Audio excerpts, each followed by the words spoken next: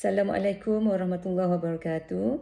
Saya Hawida binti Hamzah, peserta SPHU ke-9, intake November 2022. Okey, untuk assignment kedua, saya ingin bercerita tentang solat secara duduk, terutama di dalam kapal terbang jika memang terpaksa solat secara duduk.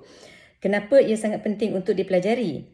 Kerana solat fardu 5 waktu mesti dilaksanakan mengikut rukun-rukunnya seperti menghadap kiblat dan berdiri. Akan tetapi, jika kita telah berusaha dengan bersungguh-sungguh untuk solat mengikut rukun-rukunnya tetapi tak dapat, mungkin kerana faktor cuaca yang kurang baik, kapal terbang bergoyang-goyang, atau ruang solat yang dibenarkan tidak dapat digunakan kerana anak-anak kapal sedang bekerja, ataupun waktu solat terlampau pendek. Nak tak nak, kita terpaksa solat juga kan. Walaupun tak dapat solat seperti biasa, iaitu menghadap kiblat, berdiri, rukuk dan sujud dengan sempurna. Poin yang paling penting jika kita telah berusaha bersungguh untuk solat secara sempurna seperti biasa tapi ada kengkangan, maka solat secara duduk adalah dibenarkan dan hukumnya adalah sah. Ia bukan solat hormati waktu dan ia juga bukan solat ala qada yang kelak kita kena qada. Bagi solat-solat sunat ketika musafir, walaupun tidak ada kesukaran dan halangan, boleh solat secara duduk dan meskipun tidak menghadap kiblat. Beza antara solat fardu dan solat sunat. Solat fardu mesti ada kesungguhan, berusaha keras untuk menepati dan memenuhi rukun-rukun solat. Akan tetapi solat sunat ada kelonggaran di situ, iaitu jika kita boleh solat secara berdiri tetapi kita memilih untuk solat secara duduk, itu adalah dibolehkan. Okey, sekarang saya tunjukkan bagaimana cara solat secara duduk ketika berada di kapal terbang. Okey, sekarang ni kita memang terpaksa solat secara duduk. Pertama sekali, jika kita nak menunaikan solat, kita kena menghadap kiblat. Okey, tetapi bila kita dah duduk, kita tak boleh menghadap kiblat. Katakan selepas kita bertanya dengan juruterbang dan kiblatnya adalah di sebelah kanan. Okay. Ada pandangan berkata bila nak angkat takbir, kita takbir menghadap kiblat seperti Allahu Akbar. Okey, begitu.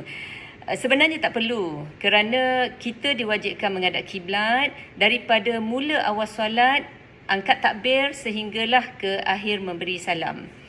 Jadi kita angkat takbir mengikut keadaan kita sedang duduk sahaja. Seperti depan kapal terbang dan kita Allahu Akbar. Seterusnya kita baca doa iftitah, ayat Al-Fatihah dan surah. Okey, kemudian untuk rukuk, keadaan rukuk, kita hanya tunduk sedikit dan jangan tunduk terlampau maksimum kerana perlu membezakan antara rukuk dan sujud. Sujud pula kita pastikan tunduk tu lebih rendah daripada paras rukuk tadi. Seperti rukuk sedikit, Sami Allahu liman hamidah, Rabbana walakal hamd. Dan rukuk dan sujud kita lebihkan sedikit. Subhana rabbiyal a'la wa bihamdi. Allahu akbar. Okey. Ketika iktidal, lazimnya iktidal kita akan letak tangan di sisi badan. Kalau kita berdiri seperti Sami Allahu liman hamidah, Rabbana walakal hamd. Tapi bila kita solat di dalam kapal terbang, so tangan kita akan letak semula kembali di sedekap. Okay, untuk rakaat kedua, sambung sahaja seperti perbuatan di rakaat pertama sehinggalah memberi salam. Maka solat sebegini secara duduk hukumnya adalah sah.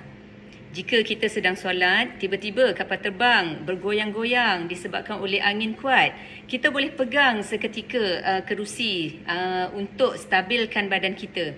Bila keadaan kembali reda, maka kita sambung solat seperti biasa. Ini tak mengapa kerana pergerakan yang terpaksa adalah dibolehkan dalam rangka memelihara kesempurnaan solat. poin yang sangat penting yang perlu ditekankan. Setiap penumpang wajib berusaha untuk solat seperti biasa dengan mencari ruang solat yang dibenarkan di dalam kapal terbang, seperti di pintu 2 atau di pintu 4 adalah kosong dan boleh solat di sana. Tak boleh jika terus solat secara duduk tanpa kita berusaha. Mungkin kerana malu ataupun tak biasa ataupun mungkin pertama kali. Solat secara duduk hanyalah apabila kita telah berusaha untuk solat seperti biasa tapi tak boleh. Maka last option adalah solat secara duduk.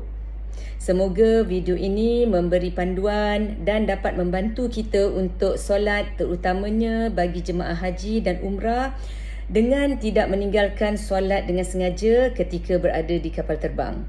Semoga ianya memberi manfaat kebaikan kepada semua dan kepada diri saya. Assalamualaikum warahmatullahi wabarakatuh.